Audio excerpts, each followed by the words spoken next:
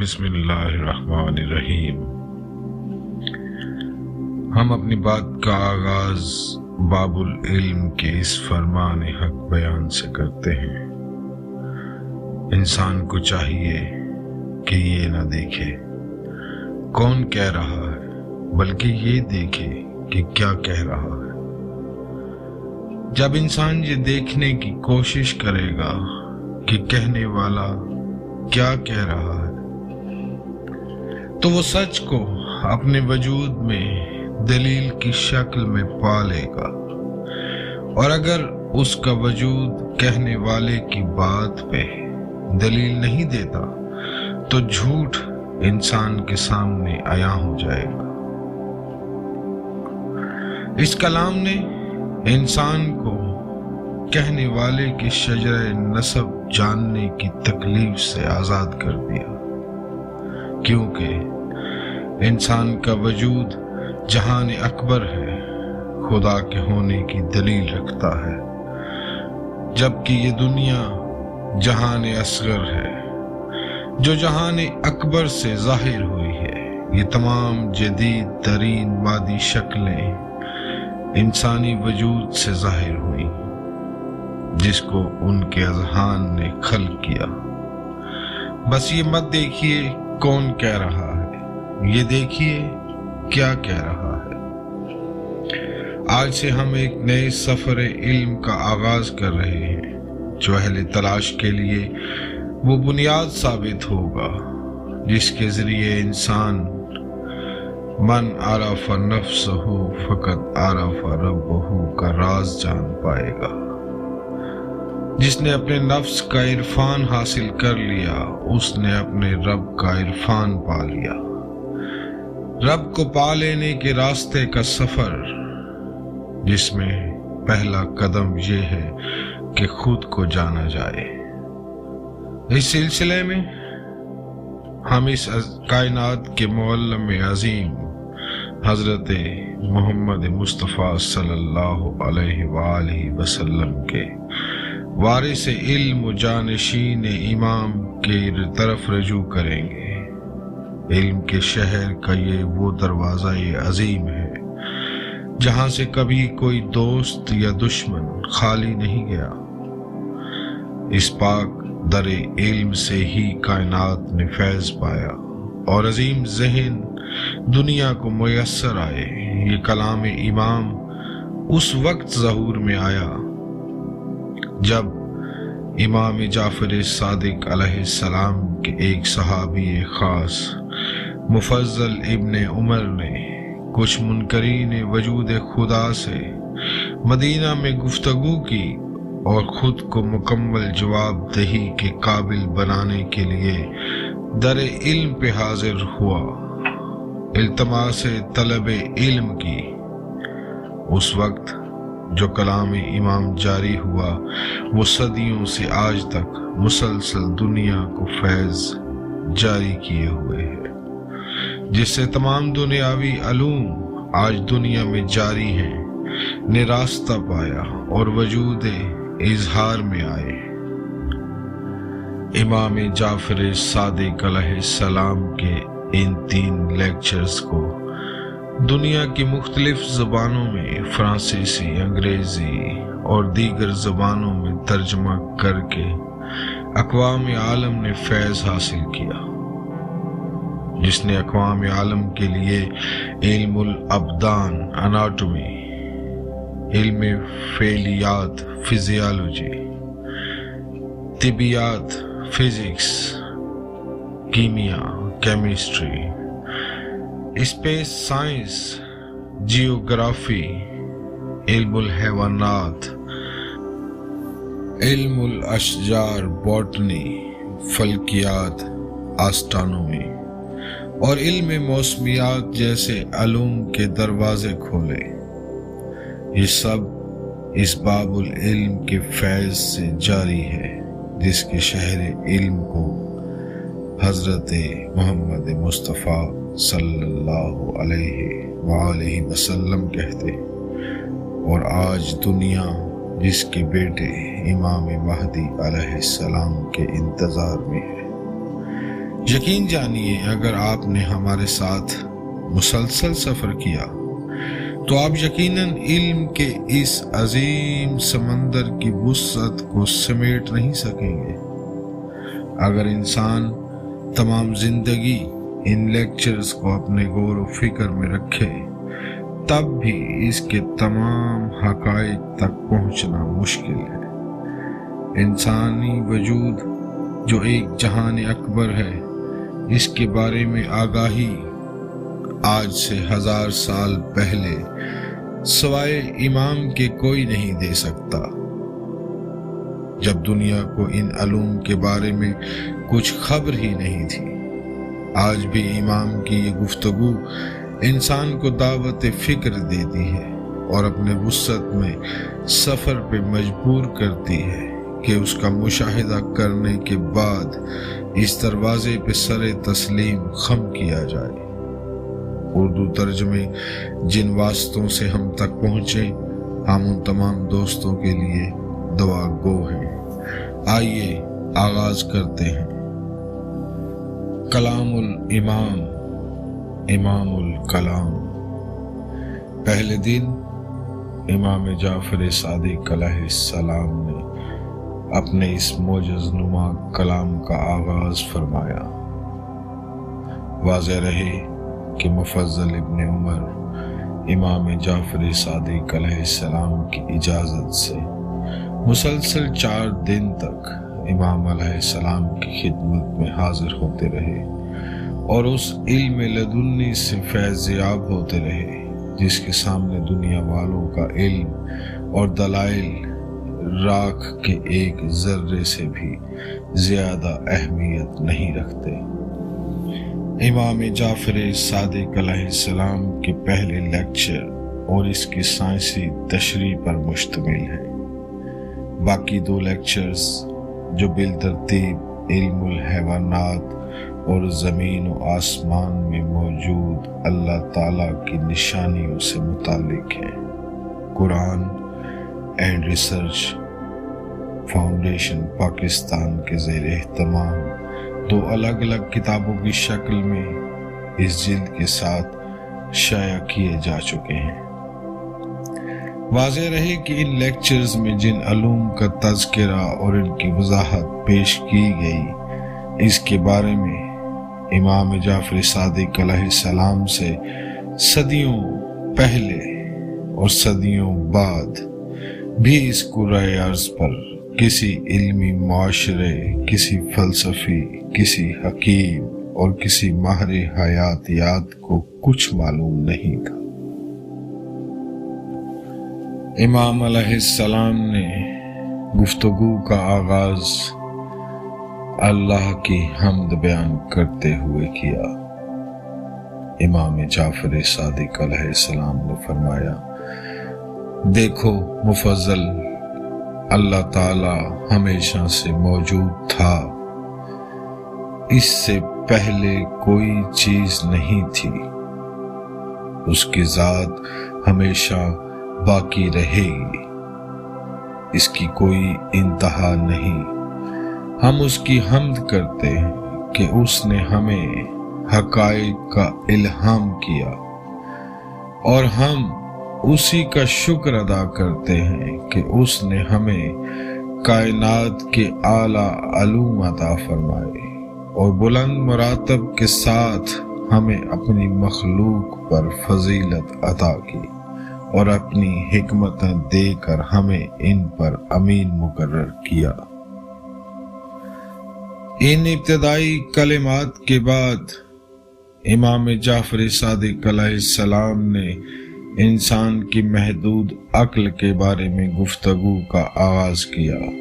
فرمایا، جو لوگ یہ سمجھتے ہیں کہ اس کائنات کا کوئی پیدا کرنے والا نہیں ہے اور یہ سب کچھ جو اس زمین اور آسمان میں ہے خود بخود پیدا ہو گیا ہے، تو دراصل یہ ان کی محدود عقل کا قصور ہے، جبکہ حقیقت اس کے برعکس ہے۔ یہ لوگ اپنی کم علمی اور کم عقلی کی وجہ سے مخلوقات کی پیدائش میں اور ایک مخلوق سے دوسری مخلوق کے درمیان موجود رشتے کو سمجھنے سے معذور ہیں۔ وہ اللہ تعالیٰ کی اس حکمت اور صنعت ٹیکنالوجی کو بھی نہیں سمجھ پاتے جو اللہ تعالیٰ نے صحراؤں، میدانوں، سبزہ زاروں، سمندروں، دریاؤں اور پہاڑوں، ہموار اور نہ ہموار زمینوں میں پیدا ہونے والی طرح طرح کی مخلوقات، انسانوں، حیوانوں، پیڑ پودوں، ننھے ننھے کیڑوں، معدنیات، جڑی بوٹیوں، ہواؤں، فضاؤں، بارشوں، سورج کے طلوع و غروب ہونے، چاند اور ستاروں کے حرکت کرنے میں صرف کر رکھی ہیں۔ ان کی عظمت، اہمیت اور قدر و قیمت کو توفیق الہی حاصل ہونے کی صورت میں صرف صاحبان عقل و علم ہی سمجھ سکتے ہیں۔ کفار، جنہیں قرآن میں جانوروں سے بھی بدتر کہا گیا ہے، وہ اللہ تعالیٰ کی نشانیوں کو سمجھنے سے قاصر ہیں۔ اسی طرح جس طرح جانور صرف آج میں زندہ رہتا ہے، اسے اپنے کھانے پینے، افزائش نسل کرنے اور بھاگنے دوڑنے کے سوا کوئی کام نہیں ہوتا، یہ جانور بھی اللہ ہی کے بنائے ہوئے نظام کے مطابق ذمہ داریاں پوری کرتے ہیں، لیکن وہ مکلف نہیں کہ اللہ کی نشانیوں اور اس کی خلقت کے نظام پر غور کریں، اور نہ انہیں اس کی عقل دی گئی ہے۔ اللہ کا انکار کرنے والوں کی مثال ان جانوروں سے بھی بدتر ہے۔ اللہ نے انہیں آنکھیں دی ہیں مگر دیکھتے نہیں، کان دیے ہیں مگر سنتے نہیں، عقل و شعور عطا کیا ہے، لیکن یہ اس عقل و شعور سے بے بس اتنا ہی کام لے سکتے ہیں جس قدر جانور اپنے محدود عقل سے لے سکتا ہے۔ اللہ تعالیٰ ان تمام باتوں سے برتر ہے جسے یہ بیان کرتے ہیں۔ اللہ تعالیٰ انہیں قتل کرے، یہ کہاں بہہ کے چلے جا رہے ہیں۔ نابینا افراد کی مثال۔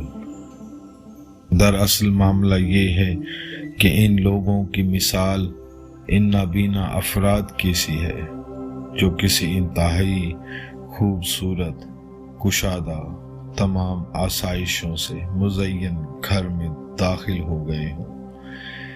اس گھر میں قالین بچھے ہیں، چھتوں پر فانوس لٹک رہے ہیں، کمروں میں بہترین اور خوبصورت ساز و سامان موجود ہے، مختلف مقامات پر شمع روشن ہیں، ایک وسیع دسترخوان پر طرح طرح کے تازہ اور مزیدار کھانے سجے ہوئے ہیں۔ گھر میں ہر موقع کی مناسبت سے پہنے جانے والے ملبوسات بھی موجود ہیں، غرض اس عالی شان گھر میں ضرورت کی ہر چیز وافر مقدار میں اپنی اپنی جگہ رکھی ہے۔ جب یہ نابینا افراد اس گھر میں داخل ہوں اور کوئی ان کا ہاتھ تھامنے والا، انہیں راستہ بتانے والا، انہیں ان کی جگہ پر بٹھانے والا وہاں موجود نہ ہو، تو وہ نابینا افراد کبھی ایک چیز سے ٹکرائیں گے، کبھی دوسری چیز سے ٹکرائیں گے، ٹھوکر کھائیں گے، کبھی کچھ توڑیں گے، کبھی خود زخمی ہوں گے۔ یہ بس دائیں بائیں ہاتھ چلاتے رہیں گے اور سمجھ ہی نہیں پائیں گے کہ کس چیز کی کیا اہمیت ہے، اسے یہاں کیوں رکھا گیا ہے، یہ کس طرح بنی ہے، کس کام آتی ہے، किस तरह इस्तेमाल की जाती है, इस चीज के यहाँ रखे जाने के क्या फायदे हैं। वो नाबीना अफराद इन चीज़ों से टकराते रहेंगे, झुंझलाते रहेंगे, गुस्सा करते रहेंगे। इन चीज़ों के बनाने वाले या इन्हें इस मकाम पर रखने वाले को बुरा भला कहते रहेंगे। बस यही हाल उन लोगों का है जो अल्लाह की खलाकियत, इसकी वहदानियत और रबूबियत का इनकार करते हैं, इसलिए कि उनका ज़हन उनकी अपनी ज़िद की वजह से इस दुनिया में मौजूद अल्लाह ताला की पैदा की हुई चीज़ों के असबाब और इनकी अहमियत और अफादियत को समझने से कासिर रहता है। ये लोग अपने जोहल के सबब इन अशिया की खूबियों और ज़रूरतों को नहीं समझ पाते। इस मिसाल को इस तरह भी समझा जा सकता है कि मसलन आज से 500 साल पहले के इंसान को जिंदा करके आज के जदीद घर में रहने के लिए कहा जाए तो वो क्या करेगा? वो आज की हैरान कुन सहूलतों, मसलन लोहे की सवारियों, गाड़ियों, दीवार में से आती आवाज़ों और तस्वीरों, टेलीविजन्स को, दीवार में से निकलते हुए करेंसी नोटों, एटीएम मशीनों, हाथ को कानों पर रखे हुए तन्हाई में बातें करते हुए लोगों, हवाई जहाज़ों, ट्रैफिक के हजूम, घरों के अंदर उंगली के इशारे से ऑन ऑफ होते हुए टीवी और एसी से ठंडी हवा निकलते देखकर इस पर क्या गुजरेंगी? वो अपनी कम इल्मी और महदूद सोच के सबब किसी चीज की अहमियत को समझ ही नहीं पाएगा, इन्हें इस्तेमाल नहीं कर पाएगा और झंझलाहट का शिकार होकर रह जाएगा। मुमकिन है वो इन तमाम जदीद सहूलतों और इनके इजाद करने वालों को नारवा कलमात से नवाजे। इसी तरह इस अजीम कायनात, इस दुनिया और खुद हमारे वजूद में अल्लाह ताला की खलाकियत की जो अजीम निशानियां मौजूद हैं, वो कम अकल या जिद पर आमादा शख्स के लिए नाकाबिल यकीन और झुंझलाहट का सबब है। अगर आज किसी आम आदमी को जो मोबाइल फोन का इस्तेमाल नहीं जानता, इसका कोई मेहरबान टच सिस्टम वाला एक बेहतरीन मोबाइल फोन तोहफे में दे दे, तो अगर इसमें मोबाइल फोन इस्तेमाल करने या सीखने की सलाहियत ही ना हो तो वो बहुत जल्द इससे चिढ़ जाएगा। वो समझ ही नहीं सकेगा कि इसके दोस्त ने इसे किस कदर फायदेमंद चीज तोहफे में दी है। अपनी झुंझलाहट में वो इससे फायदा ही नहीं उठा सकेगा, बल्कि उसे अपने लिए एक मुसीबत समझने लगेगा। इमाम ने फरमाया, बहुत शुक्र अदा करना चाहिए। इमाम जाफर सादिक अलैहिस्सलाम ने अपनी गुफ्तगू जारी रखते हुए फरमाया, कम अक्ल, जिद्दी और जाहिल लोगों के बरअक्स, जो हकाइक को समझते नहीं या समझना ही नहीं चाहते, जिस शख्स को अल्लाह ताला ने इन चीज़ों की मार्फत अता की, उसे अपने दीन की तरफ हदायत दी हो और दुनिया में मौजूद मखलूक़ात की तख्लीक में अल्लाह ताला की मसलहत पर गौर करने और जिन मंसूबों के तहत ये चीज़ें बेहतरीन तरीके पर पैदा की गई हैं, इसे समझने की तौफीक दी हो, तो ऐसे शख्स पर लाजिम है कि वो उस पर अल्लाह रब्बुल आलमीन की बहुत हम्द करे, बहुत शुक्र अदा करे اور اللہ تعالیٰ سے دعا کرے کہ اللہ نے اسے جو عقل و شعور عطا کیا ہے اور جو معرفت دی ہے اور قوت بیان کی ہے، جس صلاحیت سے اللہ نے اسے سرفراز کیا ہے، اللہ رحمان و رحیم ہے، اسے اس کے لیے قائم رکھے اور اس میں اضافہ فرمائے، کیونکہ وہ فرماتا ہے اگر تم میرا شکر ادا کرو گے تو تمہیں اور زیادہ دوں گا، اور اگر میری نعمتوں کا انکار کرو گے تو جان لو کہ میرا عذاب بہت سخت ہے۔ یہ ہماری پہلی گفتگو تھی، ہمارے ساتھ رہیے۔ اگلے ایپیسوڈ میں ہم کائنات کے اجزاء کے بارے میں بات کریں گے۔